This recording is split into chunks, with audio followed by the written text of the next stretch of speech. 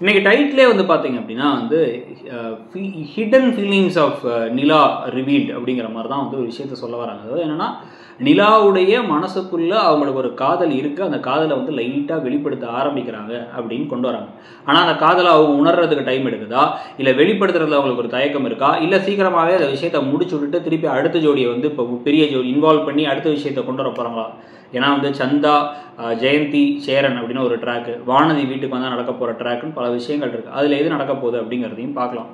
So அதுக்கேற்ற மாதிரியே இன்றைக்கி வந்து பார்த்தீங்க அப்படின்னா காயத்ரி விஷயத்தில் தெளிவாக வந்து நம்ம நேற்று சொன்ன மாதிரியே சோழன் சொல்லிடுறாரு. என்னை வந்து நான் காதலை சொல்லியுமே அவள் ஒத்துக்கல. ஆனால் வந்து அவள் மனசில் வலி இருக்குது, கோவம் இருக்குது. ஏன்னா வந்து இன்னொரு பொண்ணை வந்து பிடிச்சிருக்குங்கிறேன், இல்லை அந்த பொண்ணுக்கு என்ன பிடிச்சிருக்குன்னு தெரியுமோ உனக்கு கோவம் வருது இல்லை, அவளுக்கு கோவம் வந்தனால தான் எஞ்சி போகிறா, அவளை வெறுப்பேற்றுறதுக்காகவே இதை பண்ணுறேன்னு காலையில் எஞ்சி பர்ஃப்யூமெல்லாம் அடித்து நான் கிளம்பி போகிறேன், நான் போய் காயத்ரியை பார்க்க போகிறேன், என்னுடைய பஸ் ஸ்டாண்டு புறாவை பார்க்க போகிறேன், பஸ் ஸ்டாண்டு பறவையை பார்க்க போகிறேன்லாம் பேசிகிட்டு இருக்காரு. இப்போ இந்த சமயத்தில் வந்து ராகவ் வீட்டுக்குள்ளார நுழைஞ்சும் போது ராகவை அடிக்கிற மாதிரி இவர் எப்படி கற்பனை பண்ணி பார்த்தாரோ சோழன், அதே மாதிரி சோழனை அப்படியே வந்து சட்டக்காலரை பிடிச்சி அடிக்கிற மாதிரி நிலா வந்து இப்போ கற்பனை பண்ணி பார்க்குறாங்க. அப்போ அது காதல் இல்லாமலாம் அந்த கற்பனை வரும் அப்படிங்கிற கேள்வி இருக்குல்ல.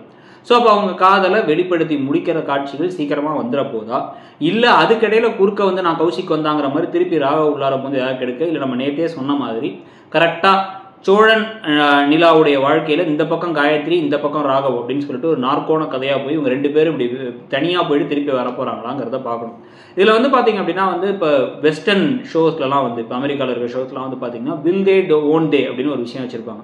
ரெண்டு பேர் கேரக்டரை ஆரம்பத்துலேருந்தே காதலிக்கிறாங்கன்னு காமிப்பாங்க, ரெண்டு பேருக்கும் பிடிச்சிருக்குன்னு காமிப்பாங்க, ஆனால் சேரவே மாட்டாங்க. சேர்ற மாதிரி வந்துட்டு பிரிஞ்சு போவாங்க. இவங்களுக்கு வேற ஒரு ஜோடி வரும், அவங்களுக்கு வேற ஒரு ஜோடி வரும், அதெல்லாம் தாண்டி கடைசியாக எப்படி சேர்றாங்கன்னு வரும். ஆனால் அந்த டேட்டிங் திருப்பி மாறி அவங்க வெவ்வேறு ஆட்களோட வந்து ஒரு பழக்கம் இருந்து அப்புறமா இங்கே வந்தாங்கங்கிற ட்ரோப்பை இங்கே யூஸ் பண்ண முடியாது. ஏன்னா நம்ம ஊரில் அது செட் ஆகாது.